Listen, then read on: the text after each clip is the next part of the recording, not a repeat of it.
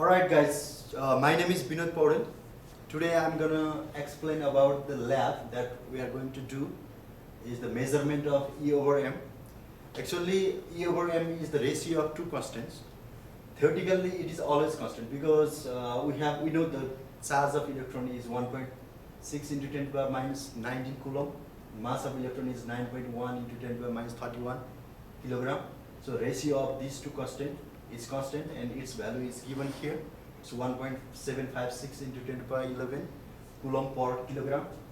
The formula that we are using in this lab today is given here. E over M is 2 times V over B square times R square. So V is the applied voltage that will be supplied from the power supply, and the magnetic field will be some constant times the current.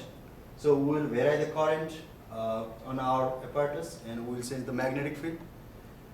And the radius, R is the radius of the circular electron beam. So if we apply the magnetic field on the electron, they will experience force. Because of that force, they will follow the circular path, and that is the radius of that circular path.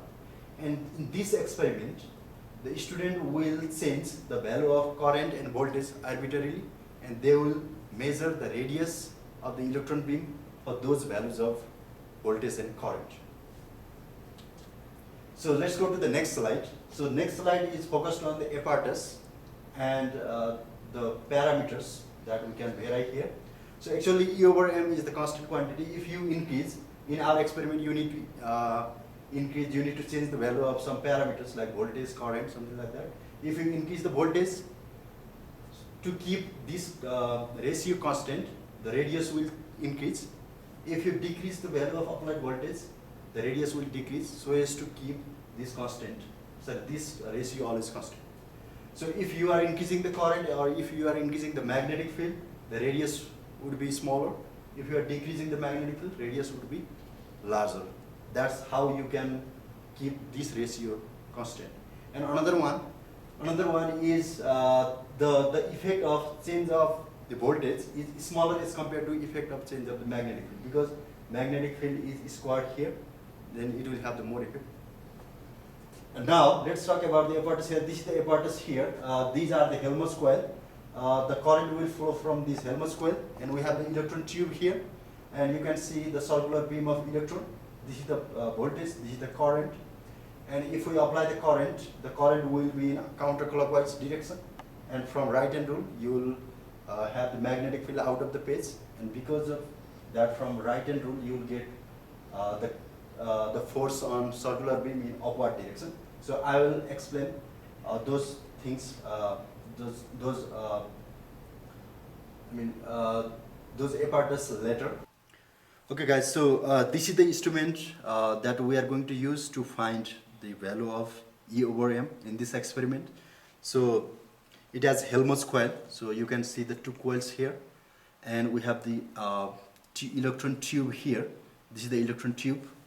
Inside, this is the tube, and inside the electron tube there is electron gun. So the electron will be produced from the electron gun. So whenever you apply the power supply, it will give voltage to this electron tube, and the voltage will produce the electron from the electron gun. So the electron will be producing towards right, this direction the electron will be producing. And so if you are not applying any magnetic field to the electron, they will follow the straight path. There will be no any force on the electron. But this is the power supply for the current. That means by applying current we can use the magnetic field. If you apply the current here, the current will flow this direction. The current will go counterclockwise, and from right hand rule the magnetic field on the electron will be out of the page. Your thumb will give the direction of magnetic field, and your call finger will give the direction of flow of current. The magnetic field is out of the page. The electrons are going towards the right from the electron gun, and from right hand rule, if you stretch your right hand like this, if this gives the direction of the magnetic field and this gives the direction of flow of electron and the upward direction. upward direction gives the direction of the force on the electron.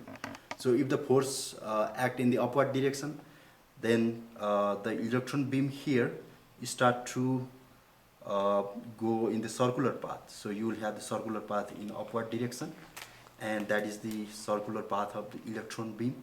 And you have the scale back on the back, and what you need to do is you need to measure the value of the radius of this electron beam, circular electron beam, and by measuring that radius, you'll plug the value of radius and the value of voltage and the current in the formula, and you'll get the value of E over m. So the main role of the current is to produce the magnetic field, and with the magnetic field we can change the direction of the beam of the electron. It will transfer the circular path. Okay guys, so let's see how the beam looks like. So actually, first of all, I'm turning off the current here. The current is not coming here. We are applying one voltage. So that means okay, we are applying only voltage here. You can see the electron is coming. Electron is going towards right, and the path is straight line, straight path. Because there is no force on the electron. So, and if I apply the current here, so I'm applying the current. Now you guys can see the circular path. If you apply the current, it will produce the magnetic field. Magnetic field will be out of the phase, and from right hand rule, the force will be in upward direction. Because of this upward direction, the path of the electron beam is circular, and this is perfectly circular because the velocity of electron and the magnetic field, they are perfectly perpendicular to each other. But if you are changing the angle between B and B, you'll get helical path. That means now the angle between B and B is not 90 degree, it's in between 90 and 0 degree. And we can also change the angle between B and B by rotating the tube. Now I'm rotating the tube like this. In this case, the beam is also straight. Why it is straight is that the angle between B and B, they are parallel. If they have the parallel, B and B are parallel, there will be no force. That's why it is straight. If you rotate and going back to the original position, then you will also see the perfect circular path. This is how it works. Thank you. So let's talk about the right hand rule that we are going to use to find the direction of force on the charged particle. So here I already explained. So if we have the current given by the your thumb gives the direction of magnetic field. In our Helmholtz coil, the current is going counterclockwise direction, and your thumb is giving the direction of magnetic field. So the magnetic field is out of the phase in our instrument. And to find the force on the electron beam, so we still we can use the right hand rule. So the right hand rule, if you stretch your right hand like this, if this gives the direction of the magnetic field and this gives the direction of flow of current, the force is out of the phase. Now for electron, for negatively charged particle electron, you can still use the right hand rule like this, but the force will be in the upward direction. That means if this gives the direction of flow of electron and this gives the direction of the magnetic field, the force will be in opposite direction of this force. The force will go like this, right? In our experiment, the magnetic field will go out of the phase like this, and the flow of electron will go this direction, and the force will be in upward direction. Because of that, the beam of electron is circular, and it goes in upward direction. So circular in upward direction. So let's see here. I have the animation. If the electron goes like this is the flow of electron, and the force will be in opposite direction of this force. The force will go this direction. Yes, that means magnetic field, flow of electron, and the force on electron. That's how it follows the circular path in upward direction. Okay, so in this experiment, we are rotating the electron tube. We are rotating the electron tube to change the angle between the velocity of electron and the magnetic field. So the force is actually given by the cross product like this. This is the charge, and this is the velocity of electron, this is the magnetic field. So if we are changing the angle between velocity of electron and magnetic field, we'll get the different path of the electron beam. So at first, if the angle between velocity of electron and magnetic field is 0 degree or 180 degree, or V and B are parallel or anti-parallel, there will be no force on electron beam, and the electron beam will follow the straight path. The electron beam will not bend. In the second case, if they are perfectly perpendicular to each other, the force would be maximum, and because of that maximum force, the electron will follow the circular path. And in our case, the electron beam is circular in upward direction because the force is acting on electron beam in upward direction.